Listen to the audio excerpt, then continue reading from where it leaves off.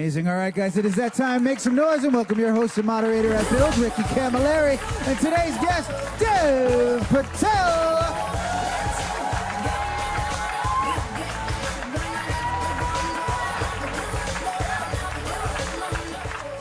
Thanks, everybody. One more time for Dev Patel. Hello. Let's hear it. Thanks for coming. Thank you.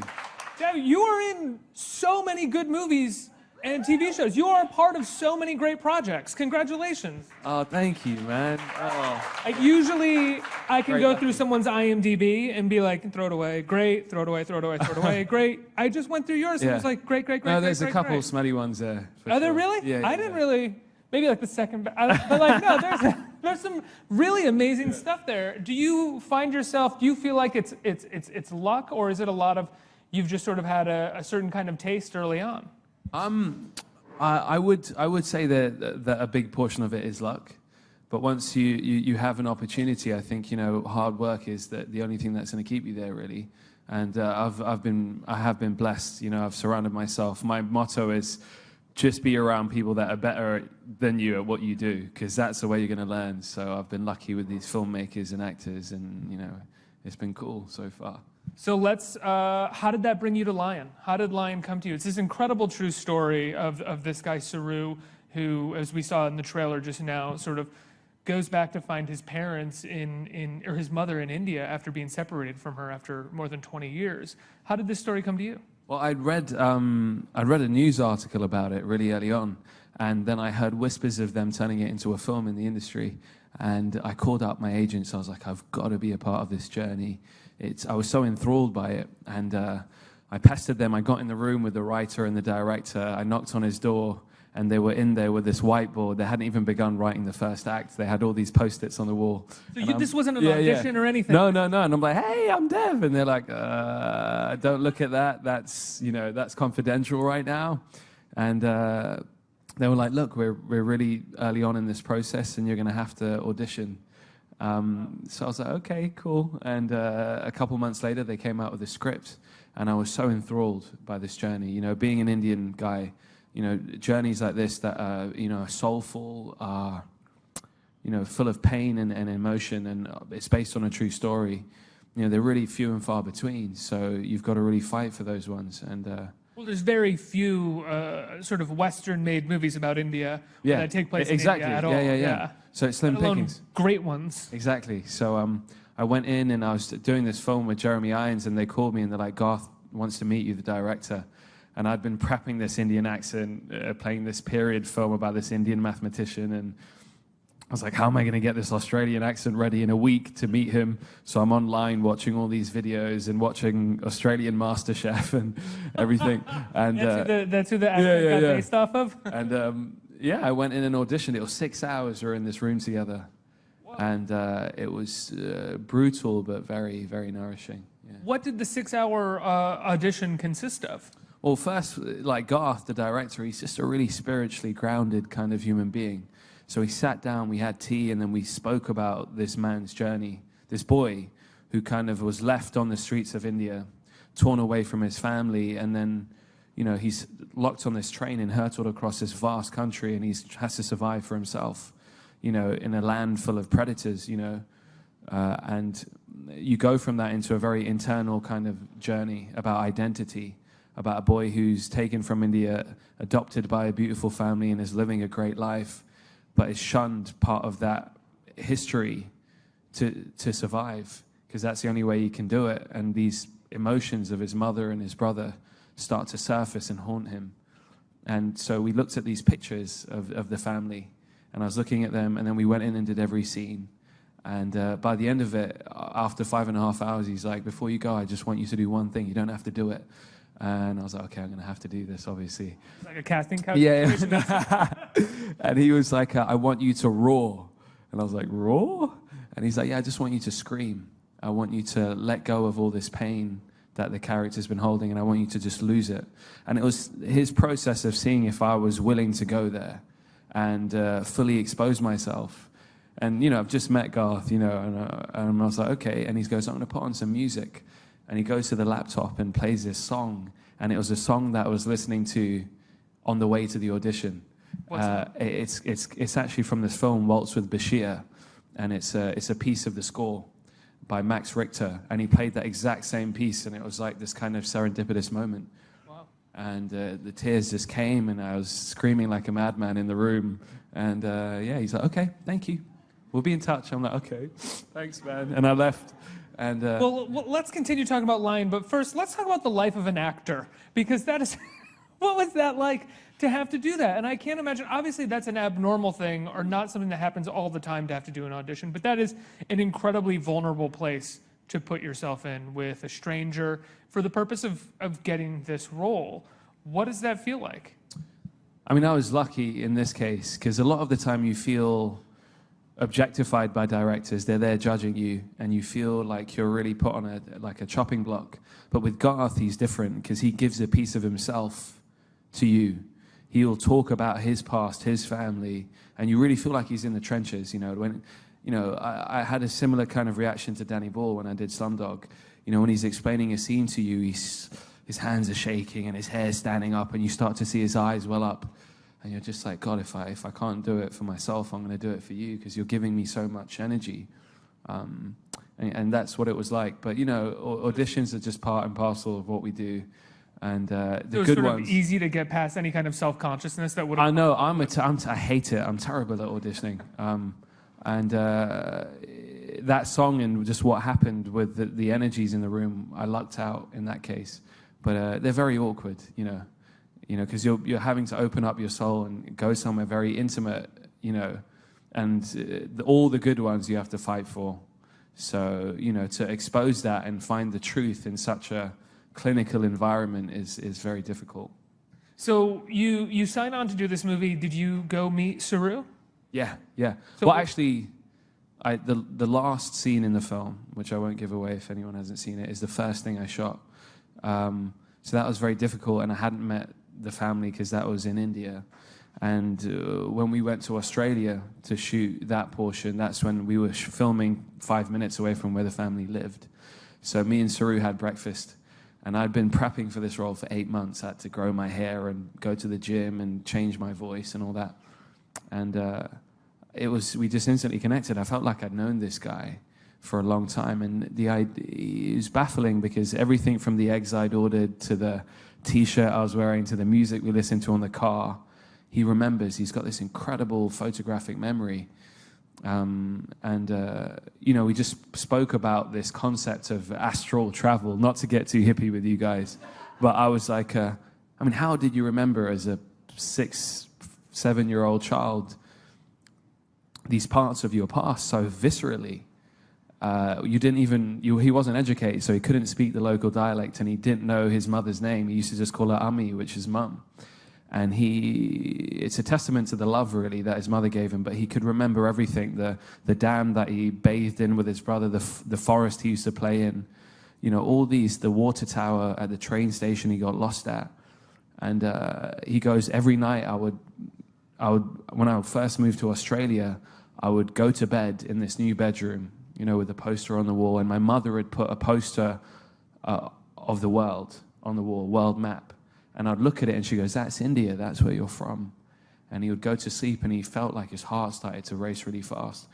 And he would feel himself elevating out of his body, floating over the globe, hovering over India, then materializing next to his family in India. And he would whisper to his mother, "I'm okay, I'm here, I'm with you." And he said, I would wake up in the morning, strangely just sweating and exhausted every night, being a small child to a grown-up. And he goes, "That was me astral traveling. I felt like I was there with her." And then this app came out, Google Earth, which paralleled that. He zoomed above the globe, hovered above India, and then went into the pixels, the minutiae. And I was just really fascinated by that. That's unbelievable. Did they try to incorporate that idea of the astral plane, or his emotional astral plane, into the film at all before the Google Earth? Because it's one of those things that when someone tells you that story, I can see a filmmaker being like, "We got to get that in there," and then getting them like, "I don't know how this actually could sort of work into a story, how it could." Yeah, there is an element of it in the film when he talks about going to visit her every night, and kind of word for word, but there's some wonderful scenes where he remembers sort of exactly, the rocks exactly. Yeah. So yeah, there is a bit of that. Did you feel like you had a connection with him in any way? You said when you first sat down with him, you felt kind of instantly connected with him. Do you think it was because of all the work that you had done and sort of trying to figure out who he was and reading the book, or was there a connection to you as sort of two sort of young Indian men that also did not grow up in India but may have had a connection to it emotionally? Well, the first thing he looked at me and he said, well, you got to go to the gym a bit more because you're not big enough. And I was like, damn. But we did. I mean, a lot of the film is identity, and it's not about being ungrateful because he lives an amazing existence in Australia. But the idea is knowing where you came from, having a sort of stable grounding to your roots. That really helps you as a human being excel in life. And, you know, when I grew up in London, I told him, I was like, you know, I did everything to shun my Indianness, to not get bullied in school where I went. And it was only when I went to the city, Bombay, to film Slumdog that every preconceived notion and everything was dispelled, and I completely was enthralled by this place. You almost need I think everybody has that in regards to their identity, whether they're an expat or whether they're, you know, originally from somewhere else, which is at a certain point to sort of forge your own path, you shun things in your life, and then in order to sort of bring it back, you shun that other thing, and then eventually you can merge the two. And I think, you know, what the film does great is that it talks about how our uniqueness, our individual histories is what actually shouldn't separate us but bring us together. It's the uniqueness of everyone that is what is beautiful. And, you know, once he started to embrace that, that's when he could really stop fighting against his past and embrace it, that he could, you know, try and find home. I think that's one thing that you do really well in your performance, which is that period of time where he has to sort of shun the great life that he's had so he can dive into where he's from, and then sort of having to bring the two together, and the internal conflict that he's having throughout the majority of the piece of the film that you're in. Yeah, there's moments when I'm staring at this blank laptop and you're looking, and it's even more amazing because back in 2008, when the app just came out, it's just blurry pixels. And this guy can gather so much information. That's the bougainvillea that I used to play by, that bush. That's that. And to you or I, it wouldn't mean anything. And the refresh rates, he goes, his modem wasn't fast enough. So to zoom in, it would take 10 minutes for it to refresh before he got a little bit closer. So the level of determination required to do that. And it's quite beautiful because it's how you can use technology, and it transcends something that is logistical into something emotional, you know, in a big way. I'm sitting in front of this laptop trawling through history. So to try and build that, the director did great things. Like he had me in India playing with Sonny, the little boy you see in the film, who's incredible, and the woman who plays a mother. And we would play in the forest in the leaves, and he would record the sound of these leaves. So when we're shooting in cold Tasmania, he would play that sound. And all of a sudden, I was transported to this place of nostalgia, you know, to a real memory that I'd had. And it makes it truthful. It makes it honest, the performance. What was it like shooting some of those scenes where you are, I mean, specifically where your Saru is figuring everything out and it's all in front of the computer? You know, it's a series of shots of the screen, of a finger clicking and typing, and you crying. What was the process like in shooting that? Well, so we had that. There was one moment where I felt this perfect synergy, this trifecta between me, our director Garth, and our cinematographer Greg, because the camera was this close, a big camera right there by my face, and it was slowly inching in, and I'm at this laptop on this little couch, and you know, I'm hovering over Russia. There's no point even trying to find the right place because I'm so bad with actual computers. And Garth sitting beside me, just out of frame with the monitor, looking at my face, and he's talking me through this journey, and he's like, okay, now, you know, you can smell her, and I'm going through. And all of a sudden, for a moment, again, I'm sounding very hippie, I'm really sorry, but as everything went away, and I was just there, like, almost hypnotized, and going on this journey with this director. And again, he'd put on the music that I like, because I like getting into that emotion. And it was Max Richter, this song I'd auditioned. Well, it's interesting that you say hippie, and I think that to believe in this story, which is, I mean, believe in it, it's absolutely real, but the sort of faith that goes into something like this taking place, and the sort of belief in a kind of miracle that you have to have. It is a miracle what happened. It is. You have to be kind of hippie-ish. It's cool. It completely, there's a destiny to it.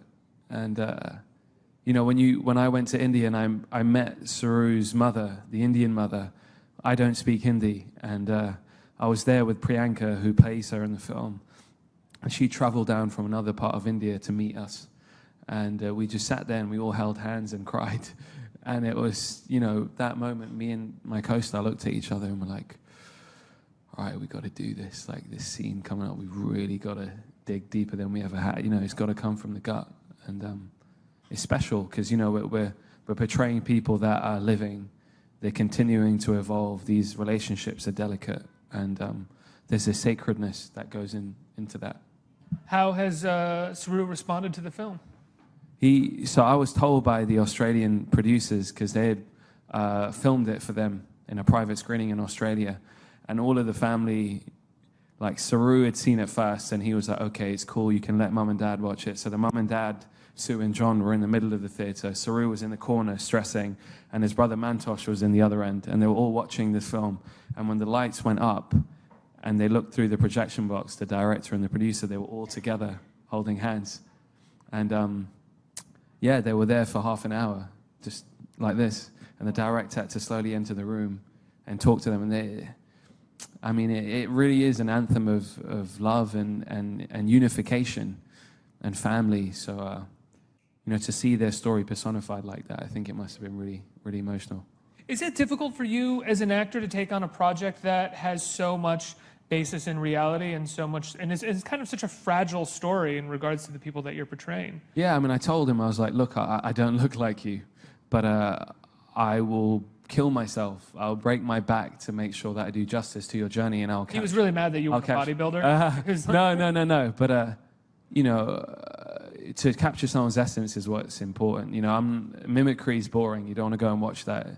The honesty and the truth is what you want to find. And they were just so open with us, so it was great. And it gives you, as an actor, sometimes you wake up and you're exhausted. You've been flying somewhere to do press. You've come in, now you've got to wake up at 4 a.m. and something's gone wrong. You don't like the way it's set up, and it can bring you out of the moment for a second. And when you're playing someone real, it gives you that extra strength, when you're like, okay, if I can't do it for myself, I'm gonna, there's some wind beneath, your wings other than just your own driving force, if that makes sense. There's also the thing when you're an actor, when you're in that position where, like you said, you flew in, it's 4 o'clock in the morning, you're tired, you have to do this, it's suddenly set up not the way that you imagined it or not the way that you wanted it. There's literally nothing that you can do as But what's also important to say is what you feel is a sacredness to what you're doing. Like those steps I walked were sacred to me because they'd been walked before. There's a scene with Nicole Kidman, my first scene with her, and I was so nervous because this is Nicole Kidman and I'm just this goofy dude from London, Rayners Lane, and I'm sitting there and she's quiet. And, she's not talking. She's looking out on this chair, looking out at the sea. And I was like, okay, she's in it already. And the director walked in, Garth, he said, okay, we're going to do it. Sit down, do it. And we started. The scene where the first scene you shot, is this the scene where she's sitting in the chair and you come in? Yeah, sitting in the chair. And I'm telling down? her, I'm sorry you couldn't have your own children, basically, because, we come with baggage. We weren't blank pages. You're not just adopting us, but you're adopting our pasts as well. And that's a lot. And then she goes on, and these words Saru and his mother did speak, word for word. So we felt the power of these words because I knew that there was a real mother and son facing a turmoil and a crisis where the family was fraying, and they said these words to each other. So, Is this the first time you had met Nicole? No, we'd done a whole bunch of rehearsals. Oh, okay. Yeah. But this was the first scene we shot, yeah. Let's turn it over to the audience for questions. Who was right here? Hi, Dave. I've been a fan of yours for a while, and I was just wondering if, in terms of diversity in Hollywood, if you feel like there's been enough progress in casting people of color as leads and also doing a breakthrough film like this. Is there anything more that you would want to be able to do in your career to try and improve the state of the media for people of color and for Asian Americans like yourself? Wow, heavy question. Oh, man. I'm going to put my mic down, let him take the out. stage for a little bit. Man. Okay. No, look, came into this, as a idealistic dreamer, right? And we spoke earlier that I'm a product of a lot of luck, but now I'm at a stage in my career where I can navigate this ship a bit more. And it's been difficult, after Slumdog, I talk about it. Your first film, it goes on to win 8 Oscars, and you look out and there's nothing to really substantially follow it. And I was just a 17-year-old, 18-year-old guy, like, damn, I think I'm starting to know how to act. I want to cut my teeth on something, but there was nothing there. And it's been a struggle, and I look at the African-American struggle in cinema, and you look at all those amazing icons from Sidney Poitier to Denzel to Samuel to Will Smith to Cuba Gooding. And, for a British Indian guy or an Indian guy or an Asian, there's the varied storytelling is slow. I felt Slumdog opened a lot of doors, but I don't go into choosing movies because I'm going to be changing the lives of millions of actors. I go in because I respond to the character, and I just want to do that justice. And then then the whole question of diversity comes in later, and it's difficult. It's a smaller pond that we're fishing in. But I feel it changing, and I feel it's important to recognize that, and not, when there's awards and all this conversation, that's when the diversity topic comes up a lot. But that's not the point. It's not about awards. It's actually about the storytelling. So, it's about getting those stories out and making sure that the people that are telling them are diverse voices are making movies. It's not about who's winning awards. That can come later, That makes sense. Next question. Hey, Dev, thanks for being here. Hey. I know you mentioned that you worked with Nicole Kidman on the movie, but I also want to mention the other film, The Man Who Knew Infinity, when you worked with Jeremy Irons. I was wondering, what was it like working with him and Nicole Kidman? Oh, they're both.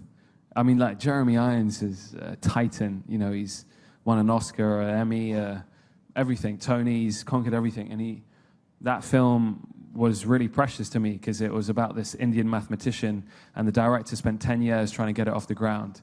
You've got an Indian guy, old English professor, no real action or romance. It's a tough sell. So to get that off the ground was a real win.